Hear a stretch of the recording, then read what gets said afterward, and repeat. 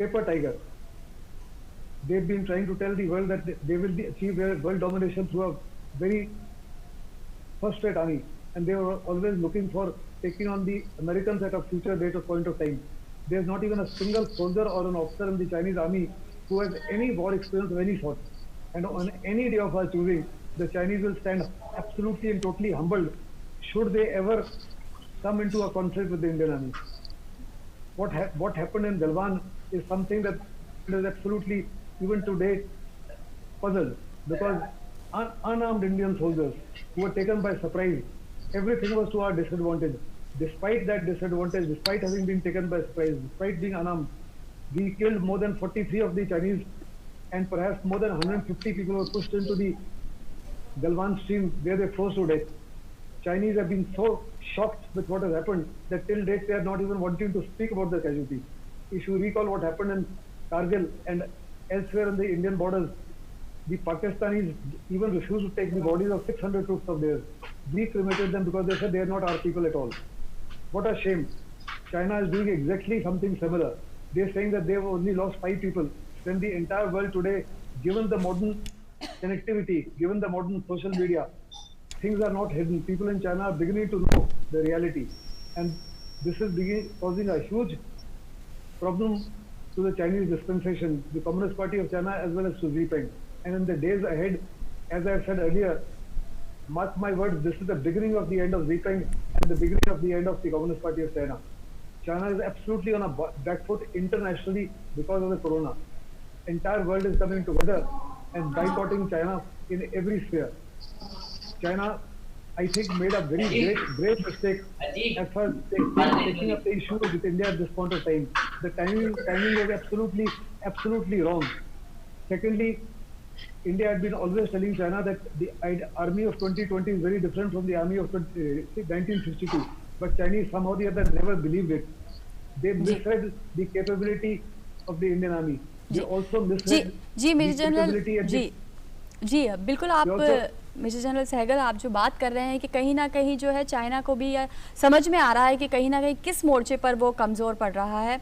हमारे साथ प्रफुल्ल केतकर भी जुड़े हुए हैं। प्रफुल्ल, जब हम वार की बात करते हैं, चाइना पर हमले की बात करते हैं, और ये हमला रणनीतिक और आर्थिक तौर पर दोनों तरीके का हो सकता है। अगर हम ड्रैगन को कमज़ोर करना चाहते हैं तो कहीं ना कहीं मेक इन इंडिया के शेर को हमें मजबूत करना होगा। तो ऐसे में आर्थिक स्तर पर हमारी जो मेक इन इंडिया पॉलिसी है उसकी भूमिका अब बड़ी हो जाती है, क्योंकि तकनीक को वार बनाकर, हथियार बनाकर चाइना हम पर हमला करता रहा है। ऐसे में अब भारत की रणनीति अगर छोटे उद्यमों को लेकर देखें या अपनी भारत के भीतर मौजूद तकनीकों को लेकर देखें, मेक इन इंडिया को लेकर देखें, क्या होनी चाहिए? देखिए, सिंपल सी बात है, मेरा ये मानना है कि हमेशा से जब चीन और भारत की बात होती है तो सुनजू और कौटिल्य की बात होती है। सुनजू आर्ट ऑफ वॉर उन्होंने लिखा और वो इसेंशियली मिलिट्री स्ट्रेटेजिस्ट थे। कौटिल्य जो थे उन्होंने अर्थशास्त्र लिखा और अर्थशास्त्र के एक हिस्से में उन्होंने रक्षा नीति की बात की। तो वो मल्टी डायमेंशनल पॉलिसी की बात कर रहे हैं कौटिल्य, और सुनजू केवल मिलिट्री स्ट्रेटेजी की बात कर रहे हैं। अनफॉर्चुनेटली कौटिल्य को चीन ने ज्यादा फॉलो किया 1990 के बाद, खास करके जब उनको 1989 में जब उन्होंने अपने पूरे देश में जो एक डेमोक्रेटिक स्टूडेंट्स का मूवमेंट था वो तियाननमेन स्क्वायर में कुचल दिया। उसके बाद चीन ने जिस तरह से इकोनॉमी को अपने गियर अप किया, उन्होंने मेनली सप्लाई चेन को कंट्रोल करने पर विश्वास प्रस्थापित किया और एक ग्लोबल मैन्युफैक्चरिंग हब एक तरह से चीन बना। और इसके कारण पूरे विश्व में उनका एक तरह से रिसोर्स का एक्सप्लॉयटेशन और दूसरी तरफ सप्लाई चेन पर कंट्रोल, ये दोनों चीजें। आज उनको सबसे बड़ी समस्या भारत के साथ ये है कि समुद्र का एक्सेस ना होने के कारण उनको किसी ना किसी तरीके से इंडियन ओशन के लिए या इस कॉरिडोर के थ्रू उनको पाकिस्तान के थ्रू अदर पोर्ट से एक्सेस लेने की आवश्यकता पड़ रही है। तो ये स्ट्रेटेजिक चीजें ध्यान में रखते हुए हमें अपनी आत्मनिर्भरता के बारे में सोचना पड़ेगा दोनों पॉइंट से। एक, अब तात्कालिक चीन इसका रेफरेंस पॉइंट है, बट अल्टीमेटली हमें अपनी जरूरत की चीजों पर एक तरीके से सेल्फ रिलायंट हो, केवल सेल्फ सफिशिएंट नहीं, सेल्फ रिलायंट होना और उसका एक टेक्नोलॉजिकल, देखिए चीन ने इसके बारे में और एक चीज की है, उन्होंने खास करके हार्डवेयर के मामले में इस तरह से सप्लाई का ये करके रखा है कि डेटा कंट्रोल उनके हाथ में रहे, और इसी वजह से अभी वो हुआई का भी सारा 5G का जो टेक्नोलॉजी उसको पुश दे रहा है, हालांकि ग्लोबली उसको बहुत ज्यादा रेजिस्टेंस मिल रहा है। तो ऐसी स्थिति में हमें एक तरफ हाई टेक्नोलॉजी में रिसर्च एंड डेवलपमेंट पर इन्वेस्ट करना होगा, और दूसरी तरफ हमारे जो मैन्युफैक्चरिंग ट्रेडिशनल जो हमारी स्ट्रेंथ्स है, जो हमारे कुछ पॉइंट्स बने हुए हैं जिसके आधार पर हमने एक डिसेंट्रलाइज मॉडल्स हमारे कुछ ऑलरेडी खड़े हैं, उनको हमें बूस्ट देना पड़ेगा, उनको ग्लोबल सप्लाई चेन में लाना पड़ेगा। भले हम बजाय हम एक तरह से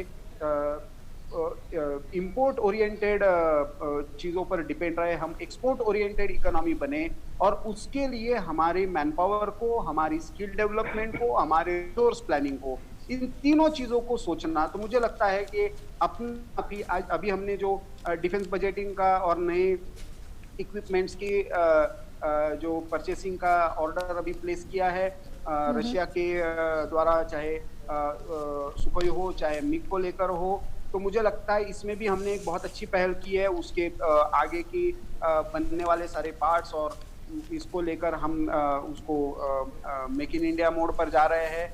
हमने रफाल के मॉडल में भी वही रीनिगोशिएट किया था।